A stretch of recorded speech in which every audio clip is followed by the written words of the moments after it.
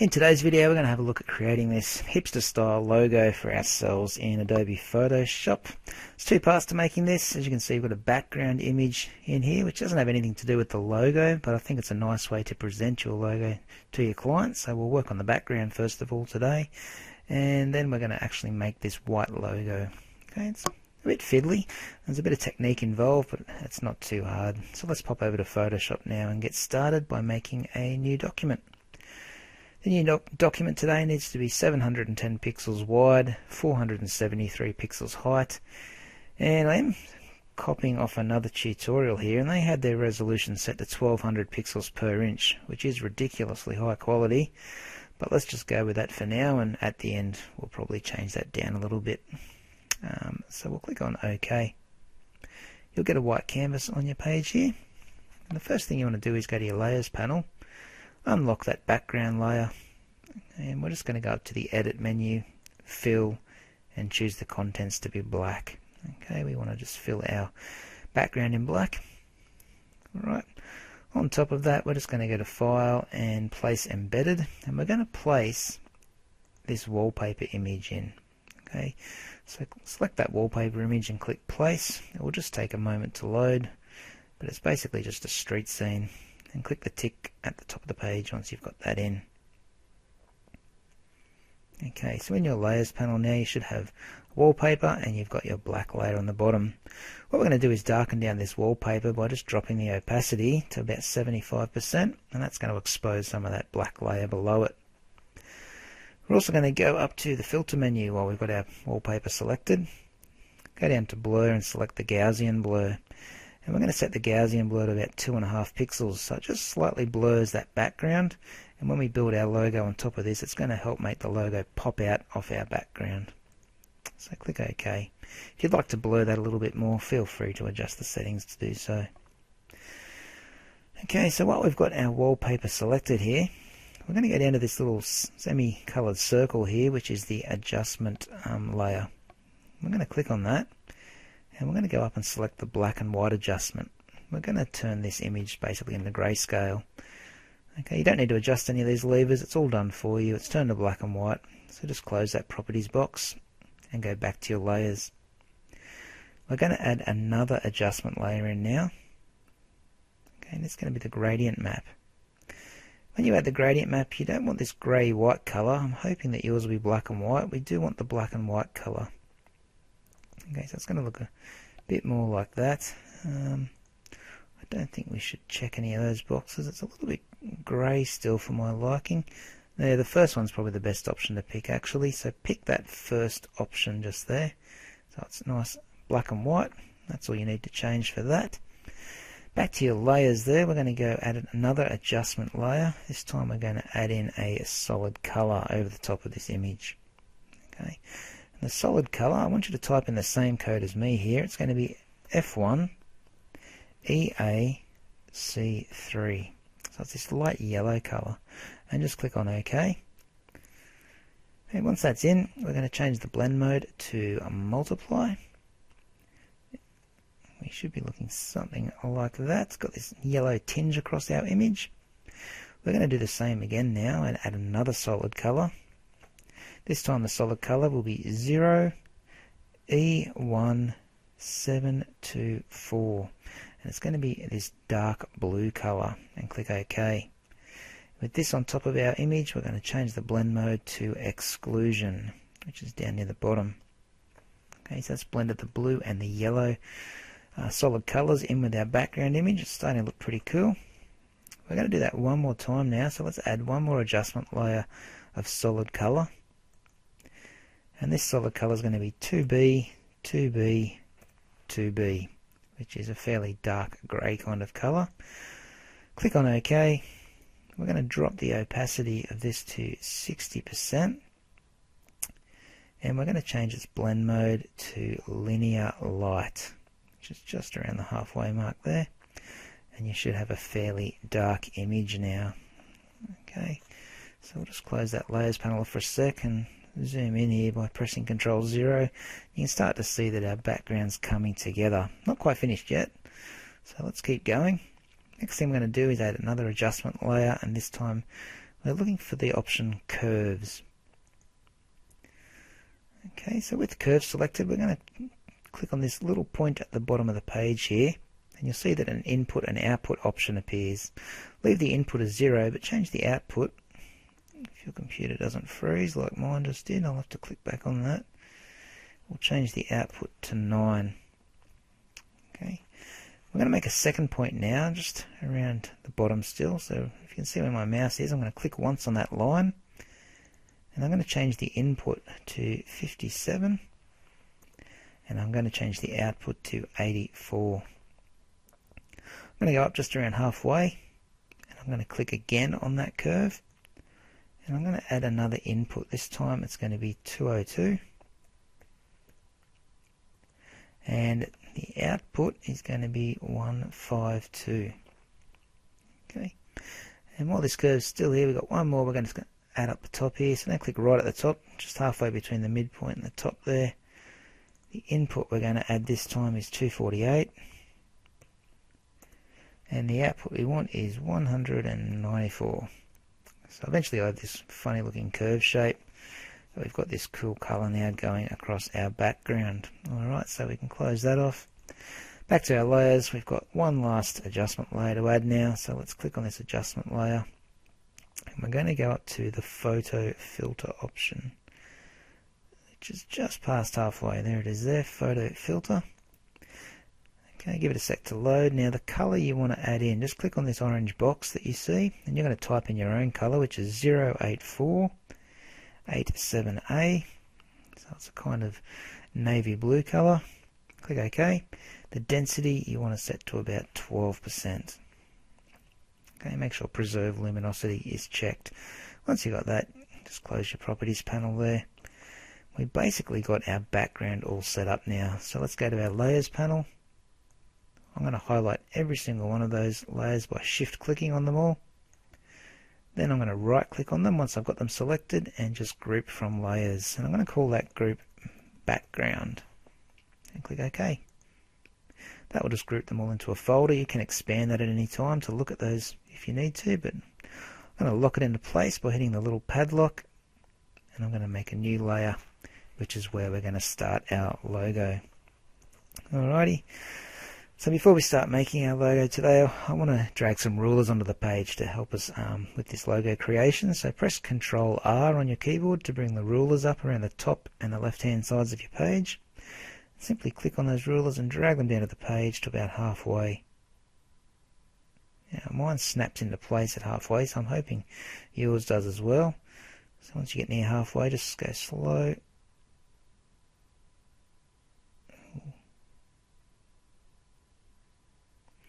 Your line is meant to snap into place once it's in the middle, so that's what mine does. I'm pretty sure it's the middle. Oh, it's about 700, so it must be around here somewhere. There it is, that's the middle. Okay, so I've got my two rulers now set up with an intersection in the middle. That's going to help me draw my logo.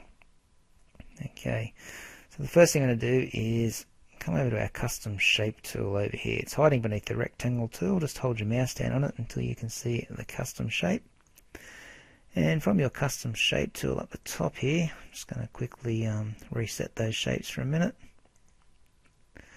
You should see these shapes in your shape tool here, and the one you want is hiding next to the copyright symbol. It's this square thin frame. Okay, so just select that square thin frame in between the circle and the copyright there, and I want you to come and click once right on that center point. When you click once, an option comes up to create a custom shape. We want to create a square that's 230 by 230 pixels. It's made from the center, and yes, we're going to preserve the proportions. Okay, so click on OK, and up comes your shape. We do want to change the fill of that shape to white, so quickly go up to your fill box and make it white if it isn't already that color. Okay, now using our move tool, I'm just going to turn my bounding box on there.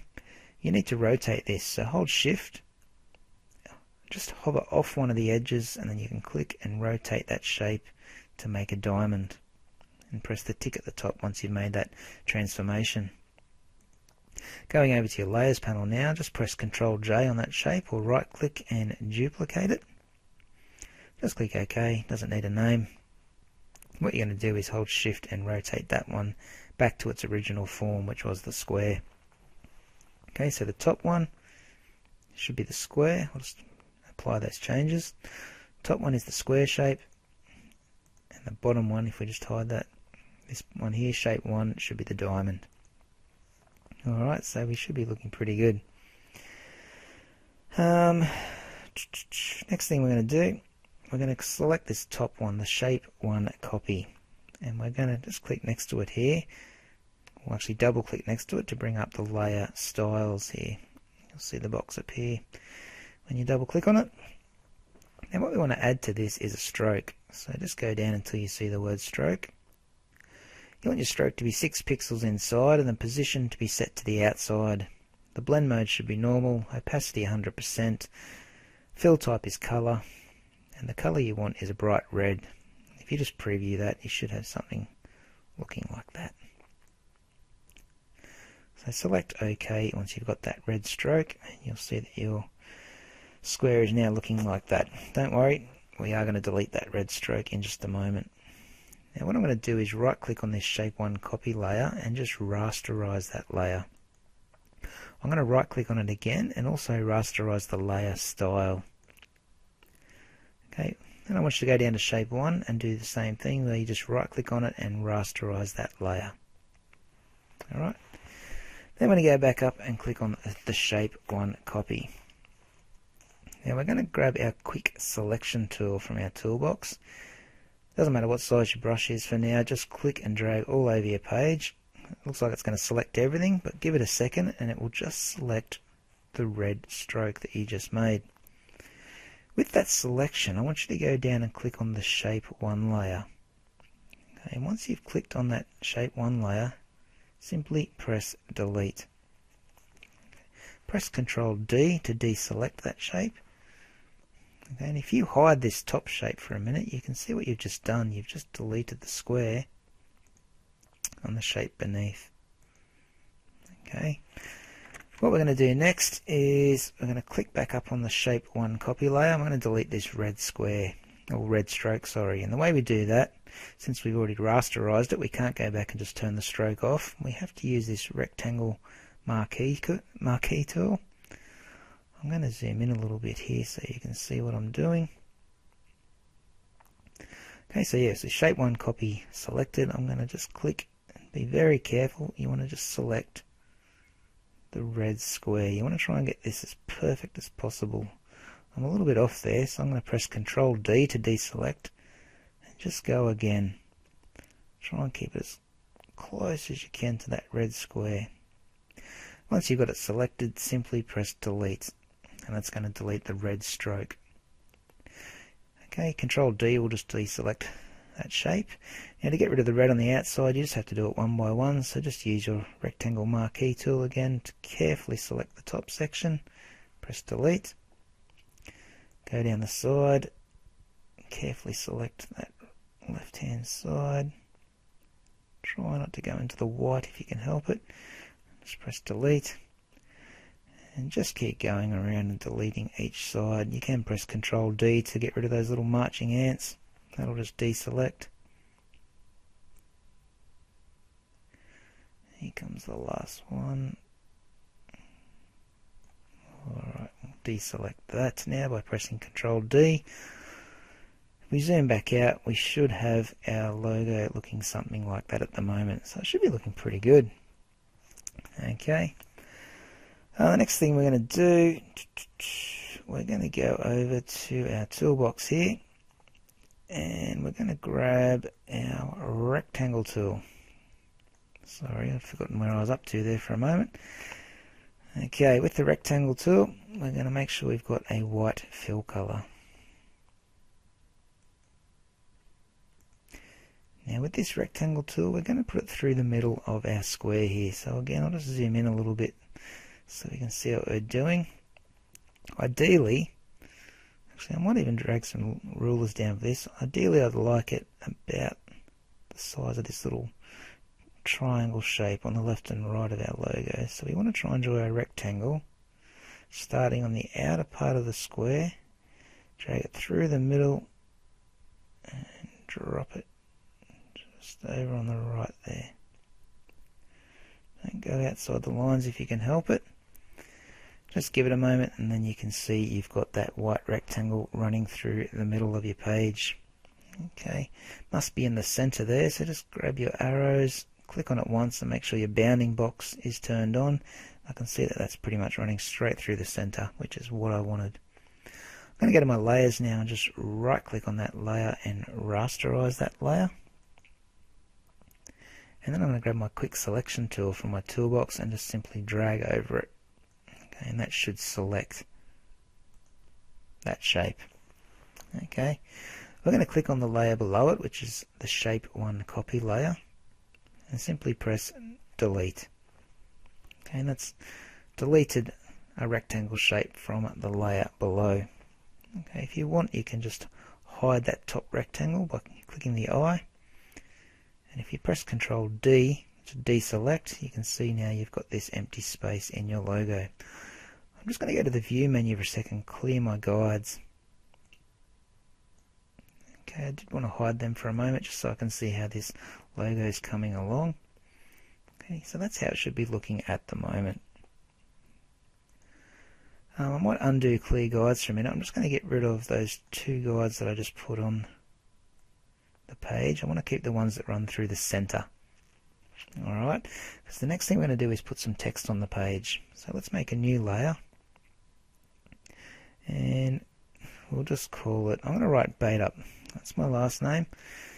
Okay, so I'm going to grab the text tool. Make sure my color is white. I'm going to leave my font about size 2 point that is. My font I want to be BBAS, I don't even know how to say it, New Regular, something like that. If you haven't got that installed, it's a free download off the internet and I have supplied it to you. Just simply click on the page here and you can write your name, you can write another word if you would like, but I've written the word bait up. Okay, another thing I want you to do before you put this inside your logo is just highlight it, and in your window and character panel I want you to make sure that this tracking, which is the VA here, is set to 300. Okay, it just spaces out our letters a little bit. Alrighty, so once you've got that, just pick it up using your selection tool and move it down into your square here. You want it perfectly lined up with the edge of your square. Then you're going to hold shift and just resize it out until it comes across. It's perfectly in line with that edge of the square. You may need to just zoom in a bit here. I want to make sure that P doesn't go outside the edge of that square, so I may need to resize it a little bit. Let me have a look. I'll turn the bounding box off.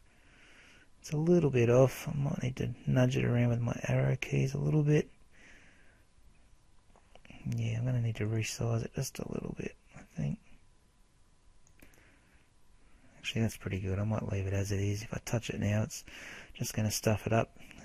It's right in the center too, so if I click on my bounding box, you can see that I've got that crosshair right through the center of my page, so that's perfect. I think that text is looking pretty good. If I just zoom out by pressing Ctrl 0, yeah, I like what I see there. Next thing we're going to do is just pick up our shapes tool here and grab the rectangle tool now. Make sure you've got a white fill color. I'm just going to click and drag a little line that goes through the center of our page down there. Okay, it shouldn't be thick at all, and if you turn your bounding box on, you should see it running straight through the center. I might just nudge it down a bit with my arrow keys because we're going to put a little bit of text across the top of that in a moment. Okay, hopefully that appeared on a new layer. Yeah, it did. I might just rename that layer to line. I'm going to make another layer now. I'm going to call it EST 2016 because that's going to be my next piece of text. So I'm going to grab my text tool, click on the page, and simply write in capital letters EST 2016. Now we're going to change this up a little bit so it's a little bit different from our main text. So just highlight that text using your text tool. The font I'm going to use for this one is Nexar Light Regular. Okay, it's a really skinny little font. And then I'm going to grab my character panel up. I'm just going to make this a bit smaller. I'm going to drop it down to 1 point and then just pick it up using my move tool and dropping it on the line down here. And you do want it to be pretty small, so I'm just going to zoom in here and using my bounding box again, I'll turn on the transform tool. I'm just going to resize that. Oops, it's gone the wrong way. Until it's a little bit smaller than the line. We want it right in the center. So just nudge it across a bit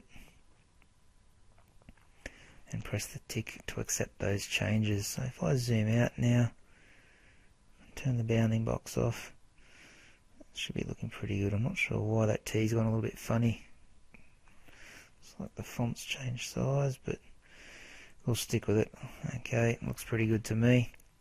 I just want to look at that example again. Yeah, so that looks pretty good. It should be just a little bit smaller than the white line running along the bottom. Okay.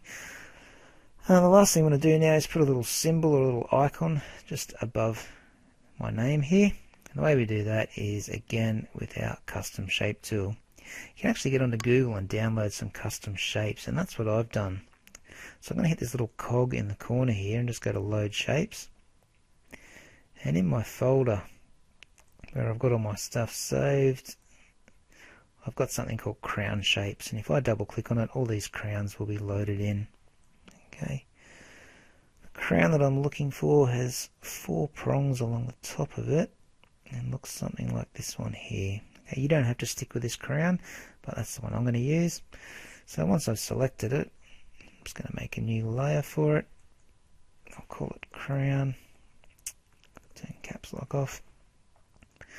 Okay, and I'm just going to click once on my page. I'm going to make sure from center and preserve proportions are checked, and I'm just simply going to click OK. Up comes the crown. I'll use the move tool just to move it over here into the center of the page. And I'm just going to nudge it around using my arrow keys till it's in a good spot. To finish off with, I'm just going to go to View and clear those guides off. And then I can have a good look at my logo. I'm pretty sure everything's in the right spot. I think that looks great. So it was a little bit of fiddling around, but in the end we did get there, and I think we've got a pretty decent looking logo. It's quite modern.